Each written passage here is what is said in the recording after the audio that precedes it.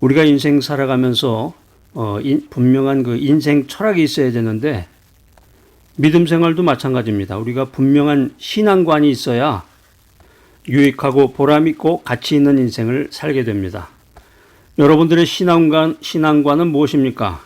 아무 근심 걱정 없이 맛있는 거 잘 먹고 맛집도 찾아가고 가끔가다 롯데백화점도 가서 명품도 사고 비행기 타고서 해외여행도 다녀오고 고급 아파트에서 호의호식하는 것, 이것이 여러분들의 인생 철학이고 신앙관인가요?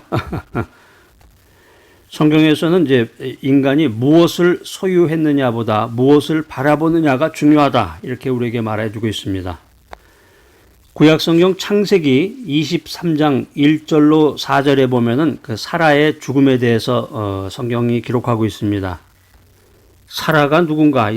사라라는 말을 처음 듣는 분은 아마 교회 다니신 지 얼마 안 되신 분일 텐데, 사라는 이제 아브라함의 아내 이름이죠. 아브라함의 아내. 원래 이름이 이제 아브라함은 원래 이름이 뭐라 그랬어요? 아브람이 아브라함이 됐고, 사라도 원래 이름이 사레였어요. 사레였다가 사라가 됐는데, 이 사라가 아브라함의 그 이복 동생으로서 갈대아 우르에서 아브라함과 결혼을 했다. 이 창세기 11장 29절에 보면 이제 그런 기록이 나와 있습니다. 이제 근친혼에 대한 것은 이제 고대 사회와 이제 현대 사회가 이제 다르기 때문에 여러분들이 성경을 읽을 때 그런 어떤 백그라운드를 가지고 여러분들이 접근을 해야 되겠습니다.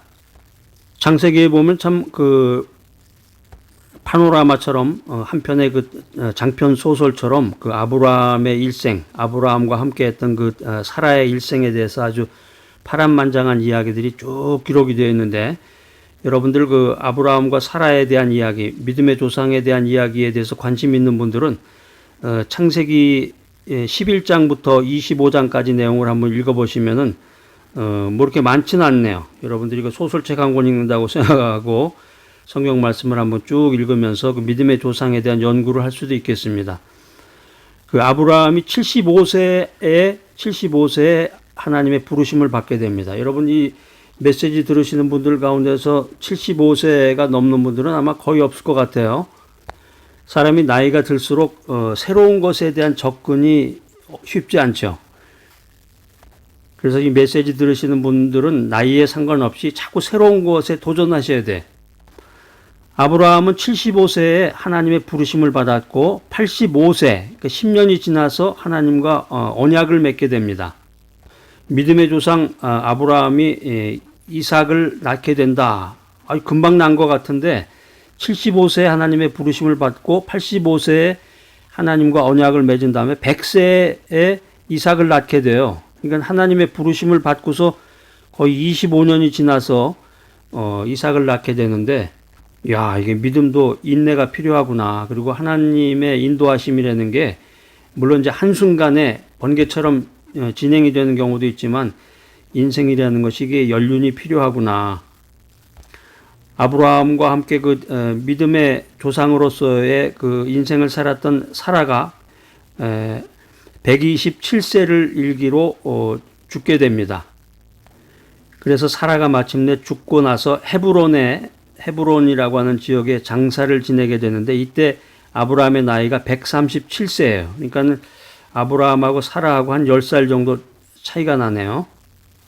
그 이후에 이제 아브라함이 한 40여 년 동안을 살다가 175세에 하늘나라로 가게 됩니다.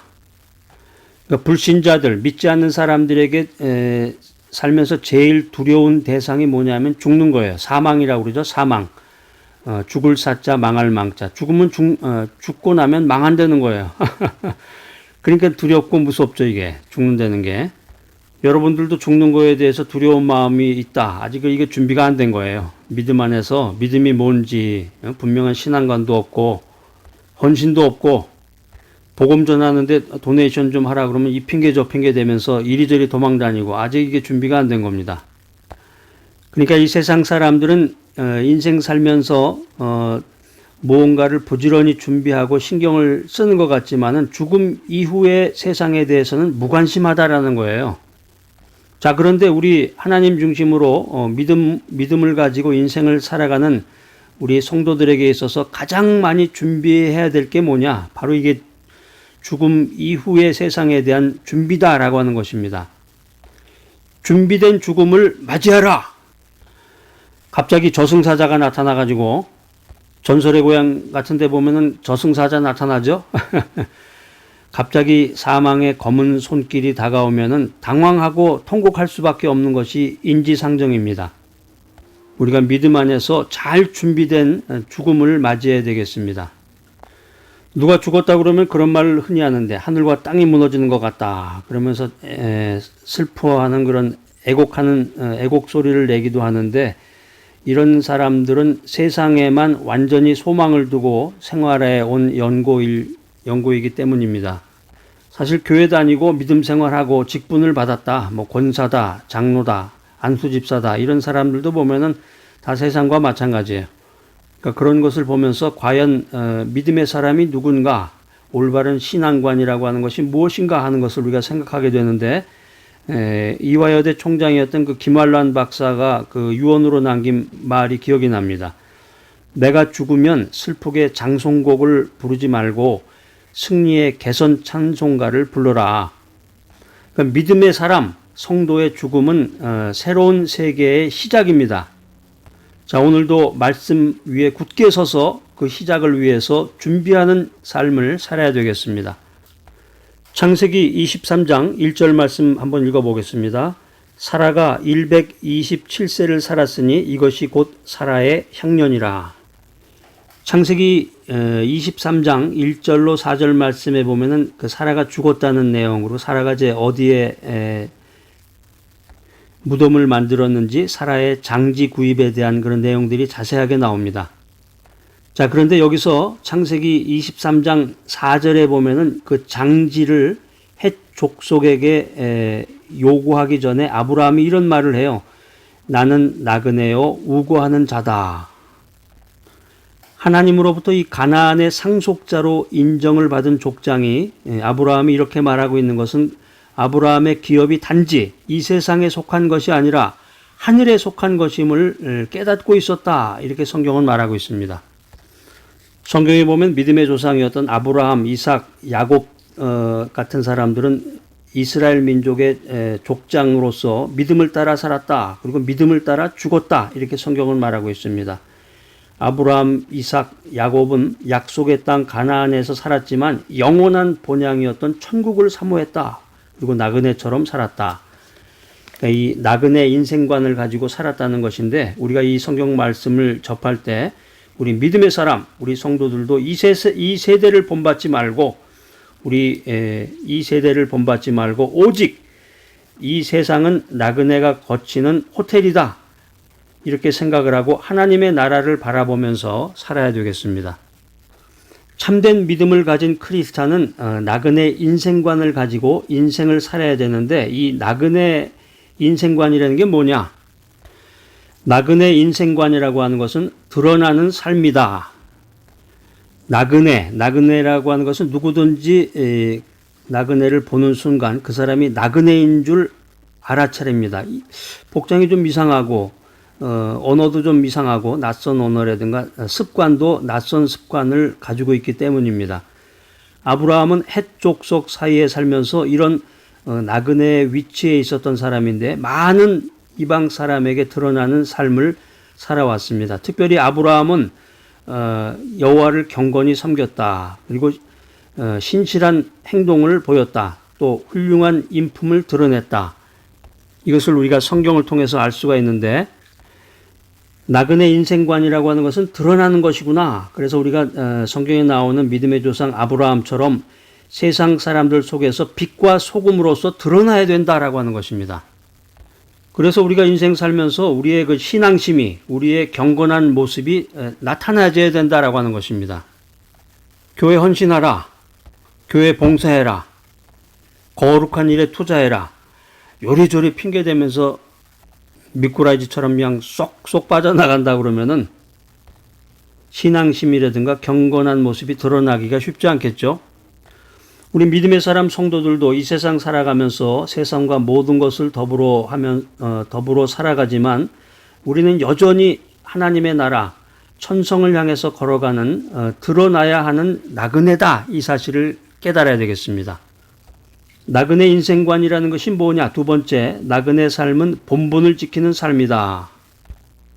나그네라고 하는 것이 세상의 많은 것들을 구경하면서 호기심을 가지고 관찰하게 됩니다. 때로는 즐거움이 있고 때로는 쾌락도 있을 것입니다. 우리가 여행 가보면은 느끼게 되잖아요. 국내 여행이라든가 해외 여행이라든가 가보면은 그렇게 좋은 거 보고, 로마에 가서 이제 콜로세움도 보고, 체코에 가서 아주 멋진 야경도 보고 먹고 쇼핑도 하고 즐겁고 해피하지만 마지막은 뭐예요? 떠나야 된다는 거예요. 떠나야 된다. 다시 비행기 타고 돌아와야 되잖아요. 집으로 다시 와야 된다는 거예요. 즐거움도 있고 쾌락도 있고 해피하지만 이 모든 과정 속에서 나그네는 떠나야 된다라고 하는 자신의 본분과 위치를 망각하지 말아야 된다라고 하는 것입니다. 여러분들이 지금 살고 있는 그 위치에서 떠나야 된단 말이에요. 아, 내가 지금 행복하고 참 너무너무 좋구나. 이 인생이 참 좋구나. 그렇지만 이곳을 내가 이제 떠나야 되는구나. 이게 나의 본분이로구나. 이것을 알고 깨닫는 여러분들이 되시기 바랍니다. 성경에 보면 이 나그네 된 아브라함은 새로운 풍물을 대하면서 즐겁고 또 많은 재산으로 인해서 행복했지만 결코 자신이 나그네임을 잊지 않았다, 이렇게 성경은 말하고 있습니다. 그러니까 우리가 믿음 생활하면서도 잘 먹고 잘 살고 맛집 찾아다니고 해외여행도 다니고 아주 행복하고 즐겁게 살지만 어떠한 삶의 형태 속에서도 내가 궁극적으로는 하늘나라를 향해서 떠나가는 나그네로구나, 이 사실을 잊지 말아야 된다는 거예요. 잊지 말아야 된다. 왜 그래요? 이 세상이라고 하는 것은 우리의 궁극적인 목적지가 아니기 때문에 그렇다는 것입니다. 여러분 어렸을 때 그 모래장난이라고 그러나요? 그거 좀 해보셨나요? 아주 어렸을 때, 초등학교 들어가기 전에 아마 하는 것 같은데 저도 그런 기억이 나요. 집에 보면 이제 그 공사를 해서 그런지 집 주변에 보면은 그렇게 모래가 이렇게 쌓여 있는데 그 신기하죠? 애들이 봤을 때는, 어린아이들이 봤을 때는 모래 가서 이렇게 두꺼봐 뭐 헌집 줄게 새집 다오 뭐 이런 거 하면서 이렇게 굴같이 파서 뭐 이렇게, 그게 어렴풋이 아주 굉장히 오래된 내용인데 그게 생각이 나는데, 그렇게 막 재미있게 놀고 막 친구랑 같이 하다가도 문을 열고 엄마가 이리 와 밥 먹어라, 그러면은 어떻게 해요? 그거 싸들고 가나요? 두꺼봐 했던 그 소중했던 것, 그 추억을 다 놓고 바로 그냥 뛰어가죠. 엄마를 향해서, 집을 향해서. 그거 마찬가지란 말이에요.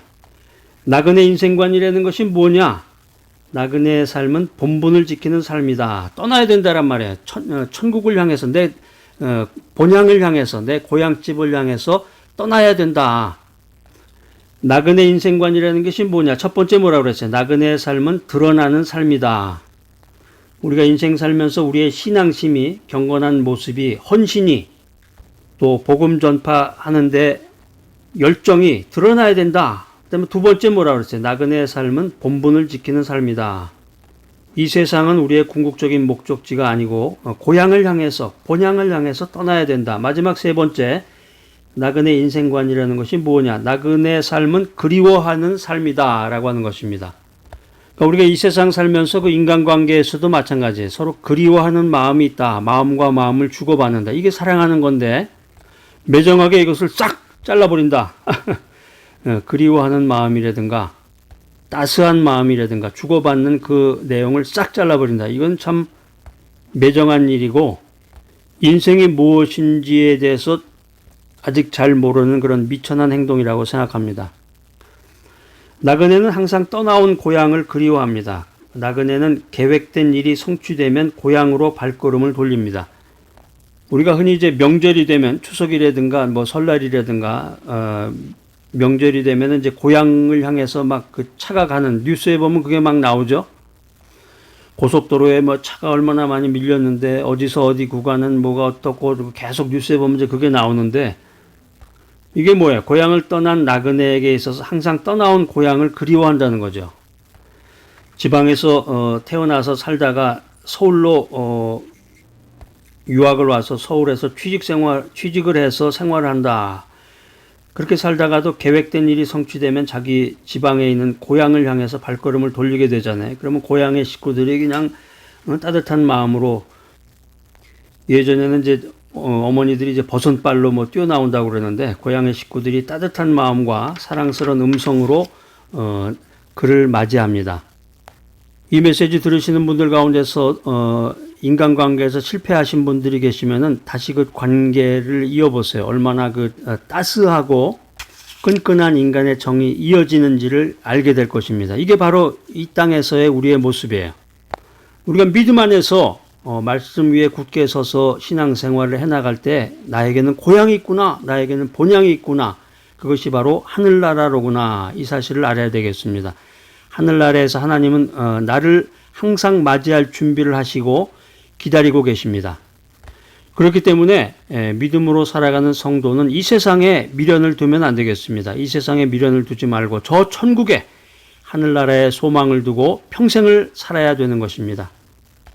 믿음의 조상 아브라함은 믿음으로 영원한 본향을 바라보며 이 땅에서 나그네처럼 살다가 죽음으로써 우리들에게, 나에게 나그네 삶을 살라고, 그리고 하늘나라의 삶이 진정한 삶이라고 증거하고 있습니다.